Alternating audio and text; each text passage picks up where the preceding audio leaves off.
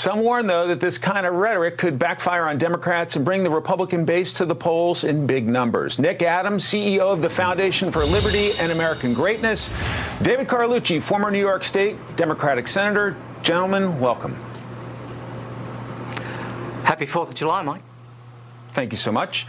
Same to you. New polling shows voters have doubts about President Biden's age. 64% saying he is too old. He's showing he's too old to be president.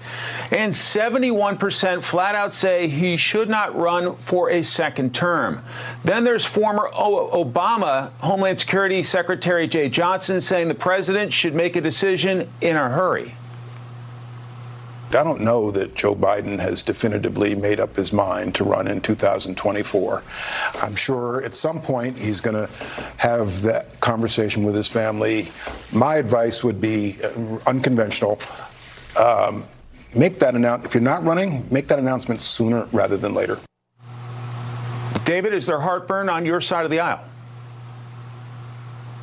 Look, I was looking at historical data in preparation of the show today and saw that in 1994, President Bill Clinton was just a few points ahead of Biden where he is right now. Look at 2010. President Obama was just a few points ahead of where President Biden is now. We know historically the president's party takes a beating in the midterm election. But we're ready for that, and I think President Biden is doing the right thing leading into the midterms. And what happened in 1996 and 2012? The president was reelected. So I think President Biden is focused on the economy right now, is focused on finally ending COVID once and for all, hopefully, and is doing the right thing, staying on track and not talking about reelection. But to be fair, 71% of those surveyed registered voters in this poll say he should not run for a second term. Nick? Look, I couldn't agree more. I don't think it's just Democrats that are upset, Mike, with the performance of this president. It is all Americans. We're paying 70% more for the cookout today on July 4. Gas prices have gone crazy. Inflation is the biggest problem facing us at the moment. Look, if I were the Democrats, I would want to distract from President Biden's abject failures as well. That's why they want to talk about the Roe decision. That's why they want to talk about the 6th of January. But in reality, those things don't really have an impact on the majority of Americans' daily lives. What Americans are struggling with right now is putting food on the table, filling up their car with gas, all of that kind of stuff.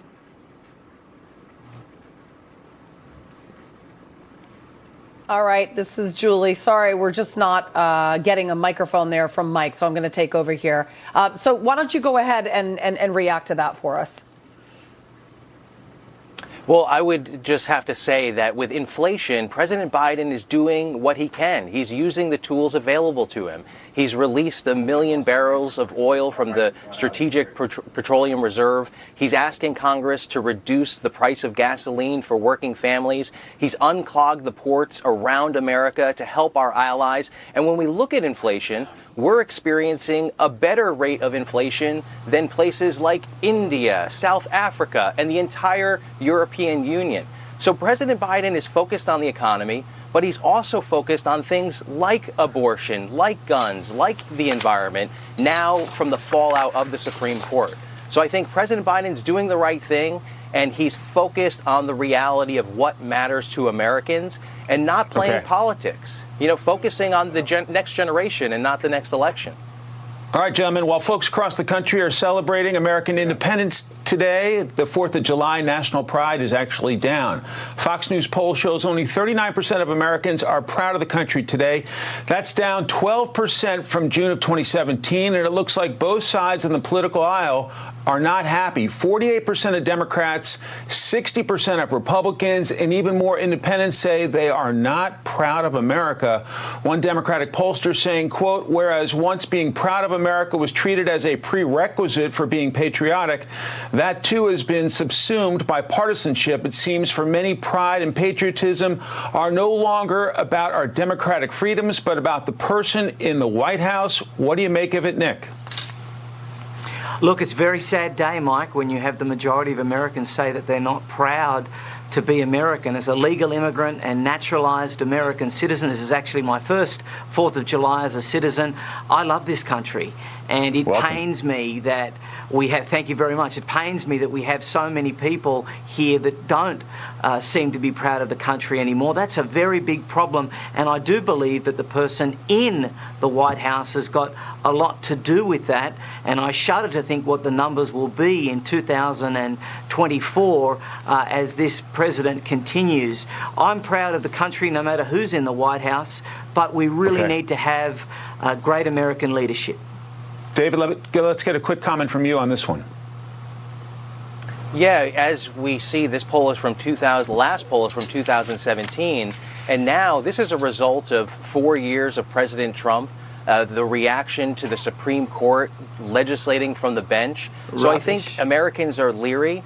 They've seen Trump in the White House. They've seen what the Republicans are doing from the bench. Trump's been out of the White House for a while now. And 18 months. And that's right. This poll, the last poll was done in 2017. So I think this is a accumulation of the Trump legacy in the White House, the Supreme Court legislating from the bench. All right, David, Nick, thank you so much. Have a wonderful Independence Day. Thank you very much. It's a pleasure. Happy Independence Day. You too. Day. Thank you.